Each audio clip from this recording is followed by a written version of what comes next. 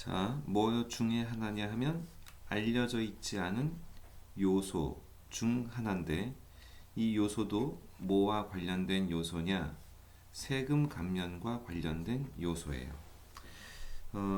팩터가 보통 요인이라고 번역되기도 하는데 이거는 그렇게 하면은 의미가 잘 통하지가 않죠. 그러니까 그냥 관련된 사항이라는 의미의 정도로만 이해하시는 게 좋겠습니다. 세금 감면, 세금을 깎아주는 것과 관련하여 알려져 있지 않은 것 중 하나가, 그럼 이건 의문사절로 해석해도 되겠네요. 어떤 것, 관계대명사절이라기보다는. 그래서 이제 의문사절 전체가 알려져 있지 않은 한 가지일 텐데요. 소비자들이 두 동사의 목적어가 와시예요. 소비자들이 무엇을 할 것이냐 하는 겁니다.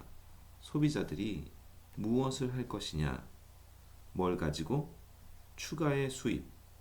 여기서 추가의 수입을 수식해 줄 때 뒤에 thereby,라고 하는 부사부터 수식이 들어갑니다. thereby,는 우리가 일반 원칙을 수업 시간에 배웠던 것처럼 by that이고요. 문맥상 세금 감면이겠죠. 세금 감면에 의하여 이용 가능해진 누구에게일까요? 당연히 소비자들이겠죠. 소비자들에게 이용 가능해진 뭐에 의하여? 세금 감면에 의하여 소비자들이 이용할 수 있게 된 추가의 수입을 가지고 소비자들은 무엇을 할 것이냐가 알려져 있지 않은 한 가지랍니다. 다음 문장. such cuts, 세금 감면은 일반적으로 이루어진다, 행해진다. 어떤 목표를 가지고 축 처진 경제를 자극하는 목표를 가지고 그만큼 축 늘어져 있다는 것은 활기를 잃었다는 뜻이겠죠. 자, 보통 그런 경제를 자극하려는 목표를 가지고 행해지는 것이 일반적인 목표입니다. But 그러나 the effects on growth, 그렇죠. 효과는 전치사 on이 수식을 하죠. 어디에 미치는? 성장에 미치는 영향은 뭐 하는 경향이 있다? negligible, 무시할 수 있다는 건 그만큼 미미하고 작다는 뜻입니다. 성장에 미치는 영향이 미미하대요. 작대요.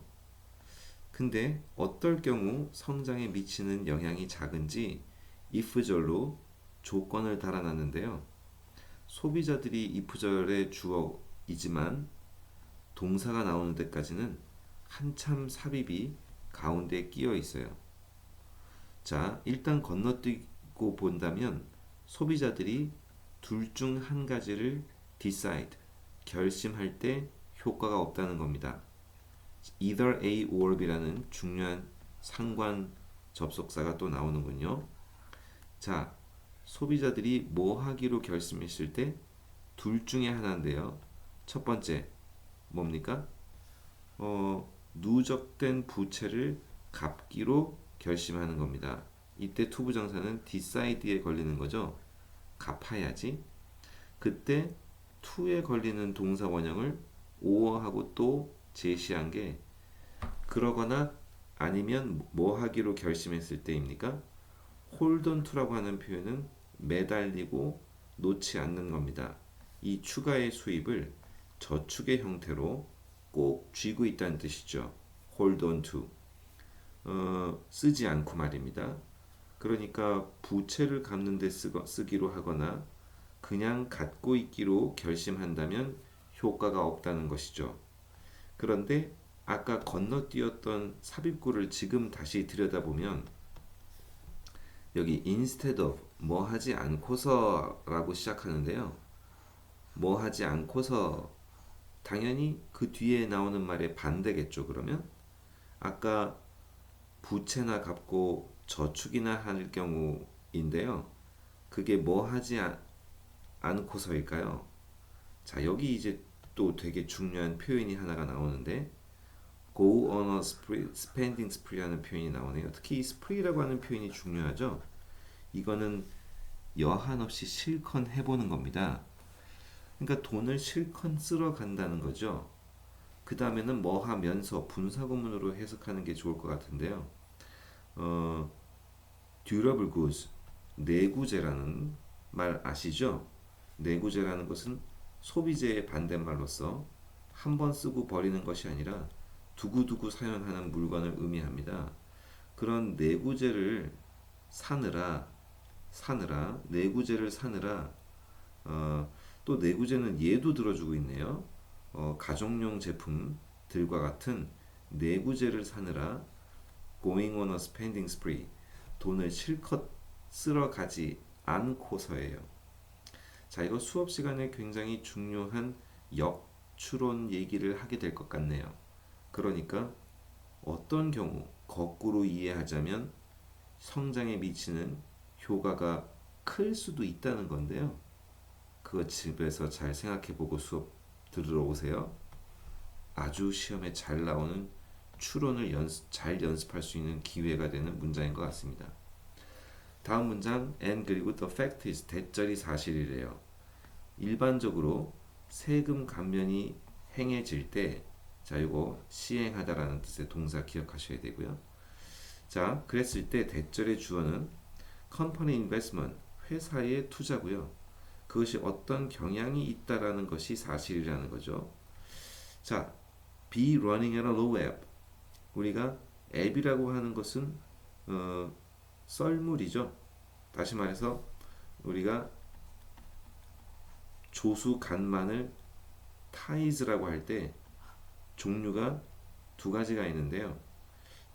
타이즈라고 하는 것은 보통 우리가 바다를 얘기할 때 수면의 변화를 얘기하는 거잖아요.